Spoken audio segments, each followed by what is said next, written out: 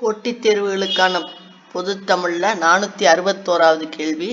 பிழை திருத்துதல். கீழ்காணும் தொடர்களில் ஓர் சரியாக அமைந்த தொடர் எது? நேத்தே ஒரு ஓர் பார்த்தோம். அப்ப நான் என்ன சொன்னேன்னா, உயிரெழுத்து மட்டும்தான் ஓர் வரும், உயிர்மை எழுத்துக்கள்லாம் ஒரு வரும் அப்படின்னு சொன்னேன். அந்த மாதிரி ஒரு வந்ததுதான் எடுத்திருக்கோம். ஆனா இது வளர்த்தால், அதனால இதுதான் சரியான சொற்றொடர்னு நம்ம எடுத்திருக்கோம். அது மாதிரி இதுல பார்க்கும்போது இது பூராமே உயிரெழுத்து. அப்ப இதுக்கு முன்னாடி ஓர் அப்படிங்கிறத வரணும். இது வந்து உயிரெழுத்து. இந்த உயிரெழுத்துக்கு முன்னாடி ஓர் தான் வரணும். அப்ப இது கரெக்ட், இதுவும் கரெக்ட். ஆனா இது பார்த்தா மெய்யெழுத்து. இந்த மெய்யெழுத்து இது ரெண்டு தான் இப்போதைக்கு கரெக்ட், இது ரெண்டும் தப்பு. மெய்யெழுத்து ப, உயிர்மை எழுத்து பவுக்கு முன்னாடி ஒரு தான் வரணும். ஆனா இங்க என்ன வந்திருக்கு? ஓர் வந்திருக்கு. அதனால இது தப்பு. அதனால நமக்கு என்ன கரெக்டா வரணும்னா, ஓர் இரவும் ஒரு பகலும் சேர்ந்தது ஒரு நாள். இதுவும் வந்து உயிர்மை எழுத்து. அந்த இடத்துல ஒரு, இது எல்லாமே ஒரு தான் வந்திருக்கு. அதனால இதை நம்ம பார்க்க தேவையில்லை. மாறி வந்ததை மட்டும் நம்ம பார்த்தா போதும். ஓர் இரவும் ஒரு பகலும் சேர்ந்தது ஒரு நாள். உயிரெழுத்துக்கு முன்னாடிதான் ஓர் வரும் அப்படிங்கறத நீங்க நல்லா ஞாபகம் வச்சுக்க. அதனால நம்ம கரெக்ட் ஆப்ஷன் எது அப்படின்னா,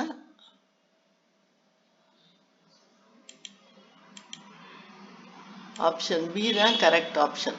ஓர் இரவும் ஒரு பகலும் சேர்ந்தது ஒரு நாள். பொருத்தமான பொருளை தெரிவு செய்தல். யாண்டு என்ற சொல்லின் பொருள் எங்கு, எங்கு எப்பொழுது அப்படின்னா யாண்டு அப்படின்னு கேட்க, எங்கு எப்பொழுது.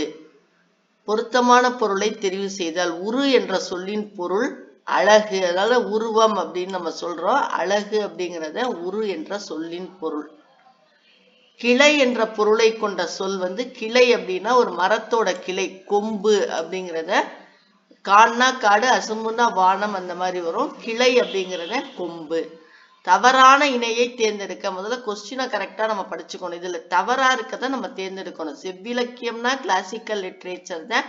காப்பி இலக்கியம்ங்கிறது எப்பிக் லிட்ரேச்சர். பக்தி இலக்கியம்ங்கிறது டிவோஷனல் லிட்ரேச்சர். ஆனா நவீன இலக்கியம்ங்கிறது மாடர்ன் லிட்ரேச்சர், ஃபோக் லிட்ரேச்சர் கிடையாது. அதனால நம்ம இந்த இடத்துல இந்த ஆப்ஷன் டின்னு போட்டுக்கோங்க. இந்த இடத்துல ஆப்ஷன் டி தான் இதுக்கான ஆன்சர். நவீன இலக்கியம்ங்கிறது மாடர்ன் லிட்ரேச்சர். இங்க தவறான இணையத்தை தேர்ந்தெடுக்க சொல்லியிருக்கா. அதனால நவீன இலக்கியம்ங்கிறது ஃபோக் லிட்ரேச்சர் கிடையாது. குரில் நெடில் மாற்றம், பொருள் வேறுபாடு அறிக. வெள்ளம், வெள்ளம், வெள்ளம்ங்கிறது இனிப்பு, வெள்ளம்ங்கிறது ஓடும் நீர். எல்லாம் ரெண்டுமே வர்றது இதுக்கு தேவை. வெள்ளம் அப்படின்னா ஓடுற நீரை சொல்றோம், வெள்ளம் அப்படின்னா இனிப்பை சொல்றோம். அதனால இனிப்பு ஓடும் நீர் அப்படிங்கிறத இங்க கரெக்ட். ஒரு பொருள் தரும் இரு சொற்களை தேர்ந்தெடுக்க. மாலை, மாலைக்கு வந்து பூமாலைன்னு குறிக்கும், மாலை பொழுதையும் குறிக்கும். பூமாலையையும் குறிக்கும், மாலை பொழுதையும் குறிக்கும். அதனால மாலை. அடைப்புக்குள் உள்ள சொல்லை தகுந்த இடத்தில் சேர்க்க. வாடை காற்று. கிழக்கிலிருந்து வீசும் காற்றுக்கு கொண்டல்னு பேரு, மேற்கிலிருந்து வீசும் காற்றுக்கு கோடைன்னு பேரு, வடக்கிலிருந்து வீசும் காற்று வாடை, தெற்கிலிருந்து வீசும் காற்று தென்றல். இது ரெண்டையும் நல்லா ஞாபகம் வச்சுக்கலாம். வேன் வரும். வடக்கிலிருந்து வீசும் காற்று வாடை காற்று, இது தேன் வரும். தெற்கிலிருந்து வீசும் காற்று தென்றல். இதுதான் கொஞ்சம் கன்ஃபியூஸ் ஆகும். கிழக்கிலிருந்து வீசும் காற்று கொண்டல், மேற்கிலிருந்து வீசும் காற்று கோடை. உன் வீடு டேஷ் அமைந்துள்ளது. உன் வீடு எங்கே அமைந்துள்ளது அப்படிங்கிறத கரெக்டான வினா. எவ்விடம்னு கேட்கக்கூடாது. உன் வீடு எங்கே அமைந்துள்ளது. நாயன்மார்கள் டேஷ் பேர். நாயன்மார்கள் எத்தனை பேர், எத்தனை பேர்னு நம்ம கேட்போம். 64.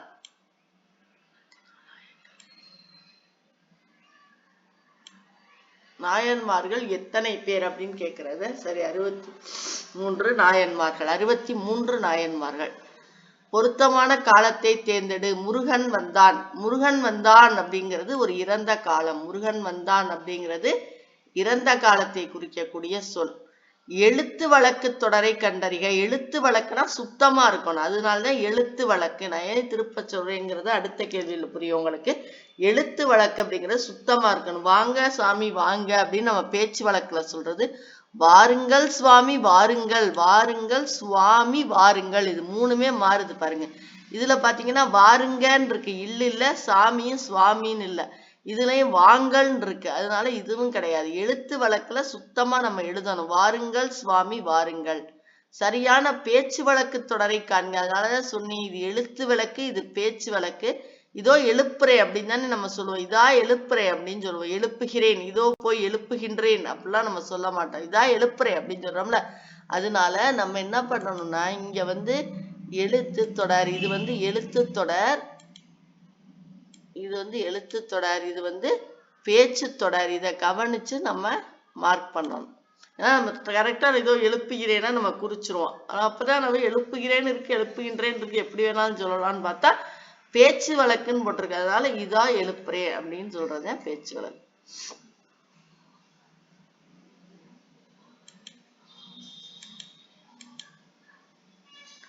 சரியான நிறுத்தற்குறிகள் இடப்பட்ட தொடரை கண்டறிக. யாழினி நிலாவிடம் நாளை சென்னைக்கு போகலாம், சென்னைக்கு போகலாம் என்று கூறினாள் அப்படின்னா யாழினி நிலாவிடம் கமா வரும். ஆனா இங்க கொட்டேஷன் வரும். இல்ல, இங்க கொட்டேஷன் ஆரம்பிக்க கூடாது, இங்கதான் ஆரம்பிக்கணும். யாழினி நிலாவிடம் நாளை சென்னைக்கு போகலாம் என்று கூறினாள். இங்க ஆரம்பிச்சு இங்க முடியுது, இங்க ஒரு கமா வருது, அதனால இங்க ஒரு ஃபுல் ஸ்டாப் இருக்கு. இதுதான் சரியான நிறுத்தற்குறியல். இங்க கமா வரணும், இங்க ஒரு கொட்டேஷன். நாளை சென்னைக்கு போகலாம் அப்படின்னு ஒரு சொற்றொடர் கொட்டேஷன் முடிஞ்சிடணும் என்று கூறினாள். இதுதான் வந்து சரியான ஒரு இது. இங்க பாத்தீங்கன்னா சென்னைக்குன்னு ஒரு சிங்கிள் கொட்டேஷன்ல இங்க முடிஞ்சது, அதனால இதுவும் சரி கிடையாது. சரியான நிறுத்தற்குறிகள் இடப்பட்ட தொடரை கண்டறிய. சேரர்களின் பட்டப்பெயர்களில் கொல்லி, வெப்பன், மலையமான் போன்றவை குறிப்பிடத்தக்கன. சேரர்களின் பட்டப்பெயர்களில் கொல்லி கமா வெப்பன் கமா மலையமான் போன்றவை குறிப்பிடத்தக்கன அப்படின்னு மட்டும்தான் வரணும். இதுதான் கரெக்ட். இதுல என்ன ஆச்சு அப்படின்னு சொன்னா வெப்பனுக்கு பக்கத்துல வரல, இங்க போய் வருது கமா, அதனால இதுவும் தப்பு. கொட்டேஷன்லாம் இதுல வராது. இதுல பட்டப்பெயர்களில் பக்கத்துல கமா வராது, அதனால கரெக்டான ஸ்டேட்மெண்ட் இது மட்டும்தான். இந்த கொல்லிக்கும் வெப்பனுக்கும் பக்கத்துல மட்டும்தான் கமா வரும். பிறமொழி சொற்களுக்கு இணையான தமிழ் சொல்லை கண்டறிக. எரடு, எரடுனா இரண்டு. ஏற்கனவே வந்து ஒஞ்சினா என்னன்னு பார்த்தோம். ஒஞ்சினா ஒன்று, எரடுனா இரண்டு. அது அந்த அப்பப்ப அது ரிலேட்டடா படிச்ச கொஸ்டின்ஸே உங்களுக்கு ஞாபகம் தான் ரீகால் பண்ணிங்க. ஒஞ்சினா ஒன்றுன்னு ஏற்கனவே பார்த்தோம், எரடுனா இரண்டு. பிறமொழி சொற்களுக்கு இணையான தமிழ் சொல் கண்டறிக. வாலண்டியர், தன்னார்வலர், இதுதான் கரெக்ட். வாலண்டியர்னா தன்னார்வலர். சோசியல் ரிஃபார்மர்னா சமூக சீர்திருத்தவாதி. சென்டென்ஸ்னா வாக்கியம். மிசைல்னா ஏவுகணை. சமூக போராளினா சோசியல் ஆக்டிவிஸ்ட். பதிவிறக்கம்னா டவுன்லோடு. கடல் மைல்னா நாட்டிக்கல் மைல். அதனால இதெல்லாம் கிடையாது. நான் உங்களுக்கு இங்கே இதுக்கான தமிழும் சொல்லிட்டேன், இதுக்கான இங்கிலீஷும் சொல்லிட்டேன், ஏன்னா பின்னாடி தெரியணுங்கிறக்கா. சோசியல் ரிஃபார்மர் சமூக சீர்திருத்தவாதி, சோசியல் ஆக்டிவிஸ்ட்னா சமூக போராளி. சென்டென்ஸ்னா வாக்கியம், தீர்ப்பு, தண்டனை, என்ன வேணாலும் சொல்லலாம். பதிவிறக்கம் டவுன்லோடு. மிசைல்னா ஏவுகணை, மிசைல் நாயகன் அப்துல் கலாம் சொன்ன ஏவுகணை. கடல் மைல்னா நாட்டிக்கல் மைல் அப்படின்னு நம்ம சொல்லணும். நீ அதனால இதுல கரெக்டானது வந்து வாலண்டியர், தன்னார்வலர், அதான் கரெக்ட். நீ படிக்கவில்லையா என்ற வினாவிற்கு நான் எழுதுவேன் என்று கூறுவது எவ்வகை விடை? படிப்பும் எழுதுறதும் இனம், அதனால அந்தந்த இனத்தை சேர்ந்ததுனால இது இனமொழி விடை. நீ படித்தாயா என்று வினவிய போது நீயே படி என்று கூறுவது ஏவல் விடை. நீயே படி அப்படின்னு ஒரு ஏவல் ஆணை சொல்றது. நீ படித்தாயானா நீயே படி அப்படின்னு சொல்றது ஏவல் விடை. உமைகளால் விளக்கப்பெறும் பொருத்தமான பொருளை கண்டறிக. குன்றேறி யானை போல் கண்டற்றால் என்னும் திருக்குறள் கூறும் ஓமை பொருள் என்ன அப்படின்னா, குன்றேறி யானை போர் கண்டற்றால் தன் கைத்தொன்று உடைத்து அப்படின்னு வினை, தன் வினை கைத்தொன்று உடைத்துன்னு வரும். அந்த குறளை சரியா போய் பாருங்க. அதாவது ஒரு குன்று மேல ஏறி யானையோட போரை கண்டா நம்ம வந்து பாதுகாப்பா இருக்கலாம், சந்தோஷமா இருக்கலாம். பக்கத்துல போய் பார்க்காம சேஃபா பாதுகாப்பா ஒரு குன்று மேல ஏறி நின்னா யானை போர் பார்க்கும்போது எவ்வளவு சந்தோஷமா இருக்கோ, அற்றால் அப்படிங்கிறது ஓமை, எவ்வளவு சந்தோஷமா இருக்கோ அதே மாதிரி தன் கையில பொருள் இருந்து ஒரு செயலை செய்தால் அந்த சந்தோஷம் தராதா, நமக்கு ரொம்ப பாதுகாப்பா இருக்கும், பயப்பட வேண்டாம். தன் கையில உள்ள பொருளை வச்சு செஞ்சா அந்த செயல் வந்து ரொம்ப பாதுகாப்பானதா, நமக்கு சந்தோஷத்தை தரக்கூடியதா இருக்கும். அது மாதிரி யானை போர் எப்படி ஒரு குன்றுல இருந்து பார்க்கும்போது நம்ம வந்து எவ்வளவு பாதுகாப்பா உணர்றோமோ, அதே மாதிரி தன் கையில உள்ள பொருளை கொண்டு ஒரு செயலை செய்தல் வந்து பாதுகாப்பா இருக்கும் அப்படிங்கிறது தான் வந்து இந்த குறள். குன்றேறி யானை போர் கண்டற்றால் அப்படின்னு வரும் அந்த குறள். அடுத்த வீடியோல நான் அந்த குறள் என்னன்னு நான் உங்களுக்கு சொல்றேன்.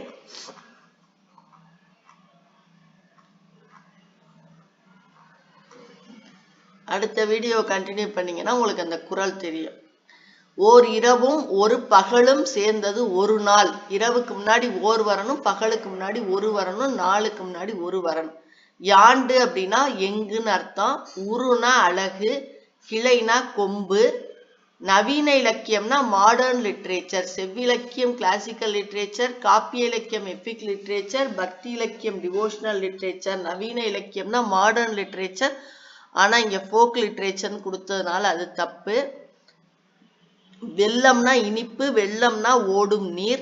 மாலையொக்கி பூமாலைன்னு ஒரு அர்த்தத்தை குறிக்கும், மாலை பொழுதையும் குறிக்கும். அதனால மாலைக்கான இரு சொற்கள் பூமாலை, மாலை பொழுது. கிழக்கிலிருந்து வீசும் காற்று கொண்டல், மேற்கிலிருந்து வீசும் காற்று கோடை, வடக்கிலிருந்து வீசும் காற்று வாடை, தெற்கிலிருந்து வீசும் காற்று தென்றல்.